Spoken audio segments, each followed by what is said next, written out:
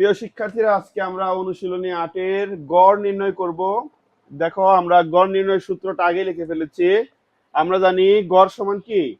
রাশিগুলোর যোগফল ভাগ রাশিগুলোর সংখ্যা। তাহলে গড় বিষয়টা কি, এটা কি বুঝতে পারছো? আমি বলছিলাম একটু, গড় মানে কি? রাশিগুলোর একটা মাঝামাঝি মান, ঠিক না? দেখো, আমাদের যখন রাশিগুলো দেয় তখন কিছু ছোট থাকে, কিছু মাঝামাঝি থাকে, কিছু বড় থাকে, ঠিক না? এরকম মান থাকে না? সংখ্যাগুলো এরকম থাকে। তাহলে যখন আমরা গড় বের করি তখন কি বের হয়? মাঝামাঝি মানটা বের হয়। মাঝামাঝি মানটা বের করার জন্যই আমরা আসলে এই গড়ের অঙ্কগুলা করি। তাহলে আমরা এই সূত্রটা লিখে ফেলেছি। এই সূত্র অনুযায়ী এখন আমরা বসাবো। দেখো তো সংখ্যাগুলো কত কত আছে, তোমরা একটু বলো, আমাকে একটু সাহায্য করো।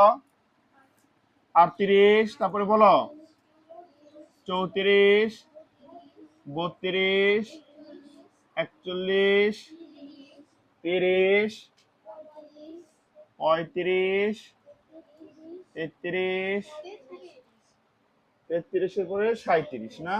ঠিক আছে। তাহলে কয়টা রাশি যোগ করলাম দেখো তো, খেয়াল করে গোনো। ১, ২, ৩, ৪, ৫, ৬, ৭, ৮। তাহলে এটাকে আমরা কত দিয়ে ভাগ করব? ৮ দিয়ে। তাহলে এখানে ৮টা রাশি আছে, এগুলো হলো রাশিগুলোর সংখ্যা। মোট কয়টা? ৮টা। তাহলে আমরা যোগ করেছিলাম, যোগ করে কত হয়েছিল বলো? ২৮০। হ্যাঁ, এটা আমাদের পাশে যোগ করে নিতে হবে। যদি তুমি পাশাপাশি যোগ করতে না পারো তাহলে নিচে নিচে করবা। ২৮০ ভাগ হলো ৮। তাহলে ৮ দিয়ে ২৮০ কে ভাগ করে দাও। ৮ ২৮-এর মধ্যে কয়বার যায় দেখো? ৩ ৮ ২৪, ৪ ৮ ৩২ বেশি হয়ে যায়। তাহলে ৩ ৮ হলো ২৪, ৪ আছে ৮ হইতে কত লাগে? ৪ লাগে। তাহলে আমরা শূন্য কেটে আনলাম। ৮ ৪০-এর ভিতরে যায় ৫ বার, ৫ ৮ ৪০।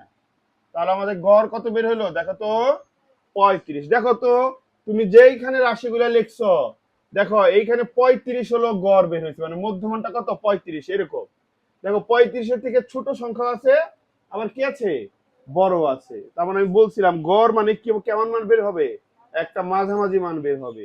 বেশিটাও বের হবে না, কমটাও বের হবে না। এটা হলো আমাদের গড়ের উদ্দেশ্য। বুঝতে পেরেছো সবাই? হ্যাঁ, এবার উঠাও।